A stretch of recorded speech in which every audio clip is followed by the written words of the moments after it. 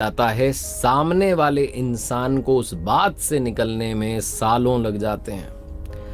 नमस्ते दोस्तों, मैं हूं आरजे कार्तिक। एक बड़ी छोटी सी कहानी और ये सच्ची घटना है।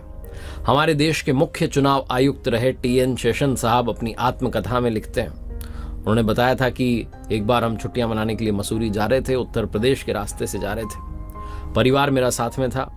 तो पत्नी ने सड़क किनारे बाहर की तरफ देखा कि बया के घोंसले जो हैं पेड़ों पर लटक रहे हैं। तो उन्होंने इच्छा जाहिर की कि घोंसला जो है एक लेकर के चलते हैं, 2 घोंसले लेकर चलते हैं, घर में सजावट के काम आएंगे। तो हमने अपनी कार रुकवा दी। ड्राइवर से कहा कि जाओ जाकर के घोंसला उतार लाओ। ड्राइवर गए बाहर और जाकर के उन्होंने देखा कि पेड़ की ऊंचाई काफी थी, तो घोंसला उतारने में दिक्कत आ रही थी। तो सिक्योरिटी वाले जो थे साथ में, उनसे कहा कि भाई आओ आप भी एक बार। वो भी गए। दोनों ने देखा कि पेड़ पर चढ़ना होगा तो बड़ा मुश्किल काम हो जाएगा, क्या किया जाए। तो आसपास नजरें दौड़ाई तो एक लड़का उन्हें दिखाई दिया जो कि भेड़ बकरियों को चरा रहा था। उसे आवाज देकर बुलाया कि इधर आओ लड़के। लड़का आया। उसे कहा ये घोंसला उतार दो। उसने कहा साहब मैं नहीं उतारूंगा। चला गया। फिर इनको लगा कि अजीब लड़का है, घोंसला नहीं उतार रहा। फिर बुलाया इधर आओ, ये 10 रुपए लो, अब उतार दो। लड़के ने कहा साहब कहा ना मैं नहीं उतारूंगा। फिर से चला गया, भेड़ बकरी चराने लगा। इन दोनों ने आपस में डिस्कस किया कि क्या किया जाए, थोड़ा पैसा बढ़ा देते हैं। तो फिर से आवाज दी बच्चे इधर आओ, 50 रुपए लो, अब उतार दो। उस लड़के ने कहा साहब आप समझ ही नहीं रहे हो, मैं आपसे कह रहा हूं मैं घोंसला नहीं उतार सकता, मैं उतारूंगा नहीं। बोले क्यों, तुम्हें पेड़ पर चढ़ना नहीं आता? बोले नहीं आता है, लेकिन मैं नहीं उतारूंगा, आप मुझे माफ करो। फिर चला गया। टीएन शेषन साहब देख रहे थे कि भाई आए क्यों नहीं लेकर के, छोटा सा तो काम है। तो खुद उतर के चले गए। पूछा क्या हुआ? बोले वो लड़का उतार नहीं रहा, हमने उसको 50 रुपए तक की बात कह दी। शेषन साहब कहते हैं एक बार और बुलाओ। बुलाया गया लड़का। टीएन शेषन साहब ने कहा भाई 100 रुपए रख लो, उतार दो।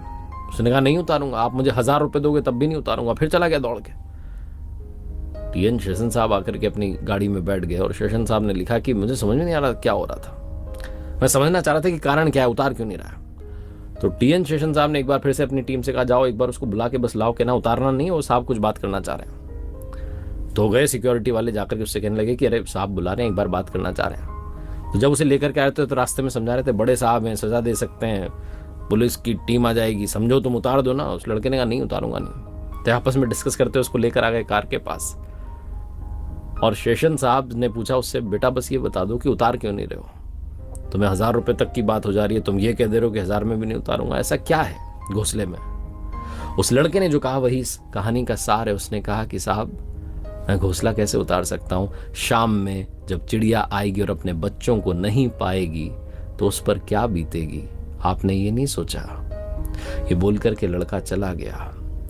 टीएन शेषन साहब कहते हैं कि उस शाम में मुझे अपराध बोध हुआ। मुझे समझ नहीं आया कि मैंने इतनी पढ़ाई की, आईएएस बन गया, ये सब मिल गया लाइफ में, इतनी सुविधाएं आ गई, सुख सुविधाएं भोग ली, इतना बड़ा पद मिल गया, लेकिन मेरे दिमाग में वो बात नहीं आई जो एक अनपढ़ बच्चे के दिमाग में आ गई जो सड़क किनारे भेड़ बकरी चरा रहा था।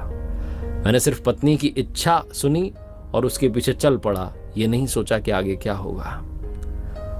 जो शिक्षा है कई बार वो भी आपको नहीं समझा पाती। संस्कार जो बात समझा देते हैं वो कई बार शिक्षा से भी समझ में नहीं आती। इसलिए संस्कार की वैल्यू करना शुरू कीजिए। अपने घर में अच्छे संस्कार लाना शुरू कीजिए, अच्छे संस्कारों के साथ आगे बढ़ना शुरू कीजिए। और जैसा मैंने कहा कि आपकी वाणी से कभी किसी को चोट ना पहुंचे, आपके व्यवहार से कभी किसी को चोट ना पहुंचे, इस बात का ख्याल रखिए कि इंसान का